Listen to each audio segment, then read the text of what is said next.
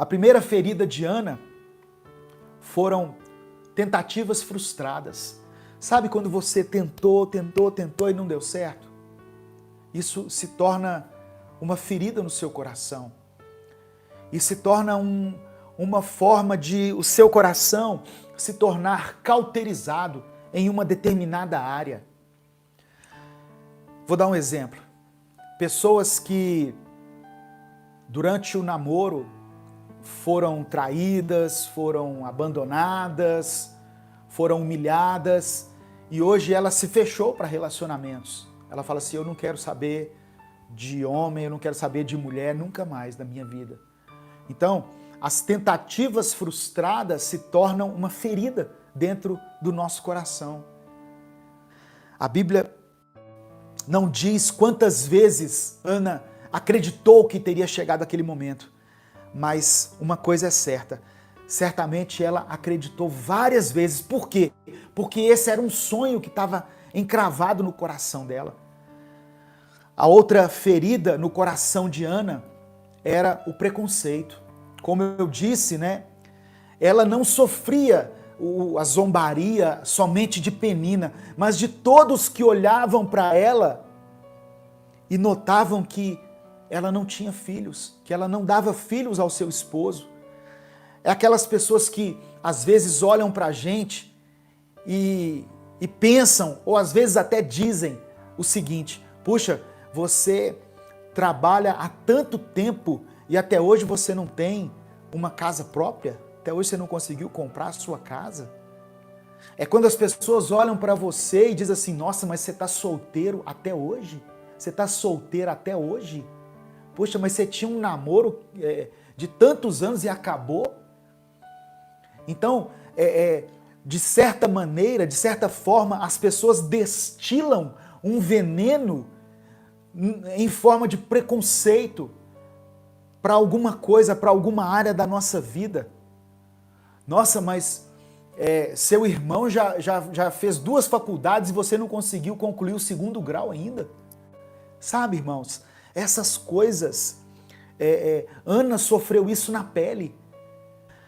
A terceira ferida de Ana era a humilhação.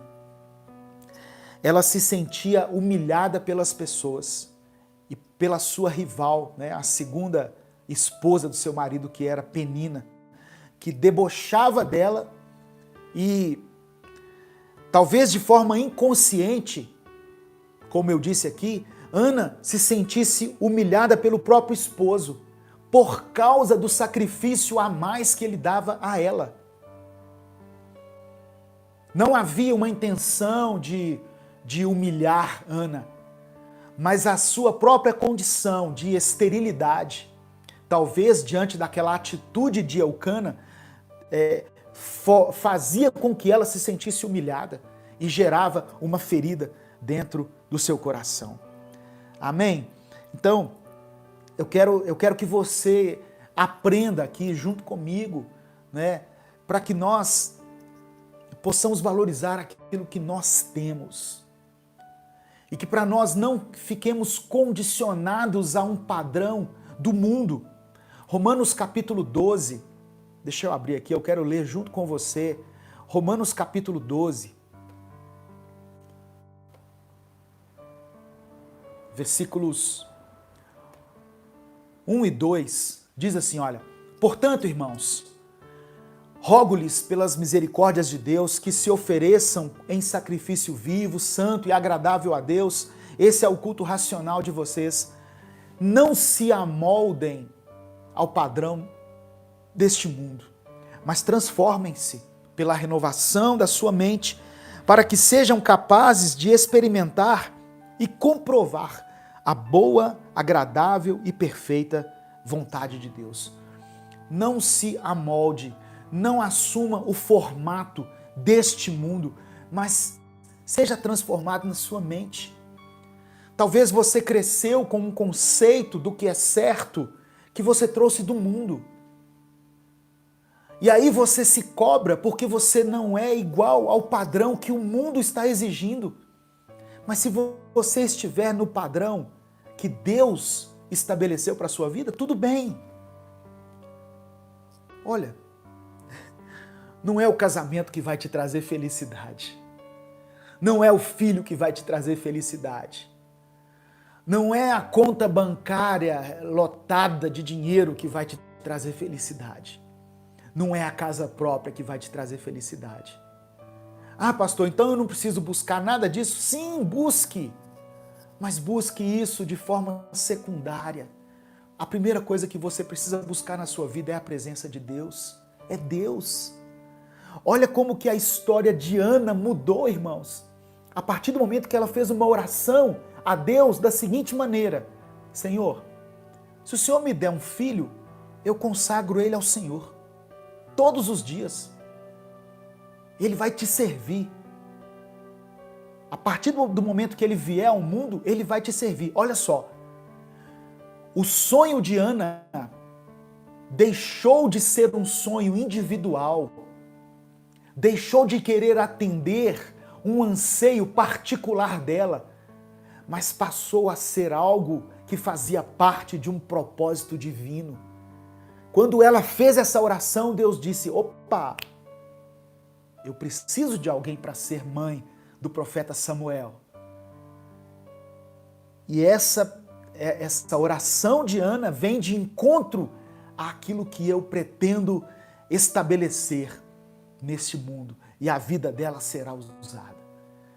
Meu irmão, minha irmã, não é pecado não casar, não é pecado não ter filho, não é pecado ser pobre, não é pecado não ter sucesso na vida, o sucesso que o mundo, que as pessoas cobram de você. Pecado é se afastar da presença de Deus. Pecado é transgredir as leis do Senhor.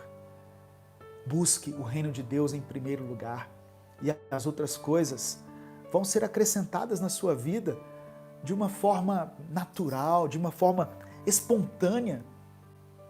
Deus tem visto a sua vida, Deus tem visto a sua luta, sabe? Uma vez eu preguei uma mensagem e eu fui muito... houve uma repercussão muito grande, porque eu falei que tinha pessoas orando por um relacionamento que Deus já tinha decretado que não ia voltar atrás. E como realmente não voltou até hoje. Sabe, quando as pessoas passam a vida lutando por alguma coisa que Deus já falou com ela assim: olha, é não, a minha resposta é não. Pode ser relacionamento, pode ser qualquer coisa. E aí a pessoa passou a vida lutando por uma coisa que não era da vontade de Deus e não viu o crescimento dos filhos, não estudou, não conquistou outras coisas, não viu a beleza da vida ao redor dela. Não viu os netos nascerem, passou a vida inteira correndo atrás do vento. Receba essa palavra no nome de Jesus, entenda o que eu quero dizer aqui.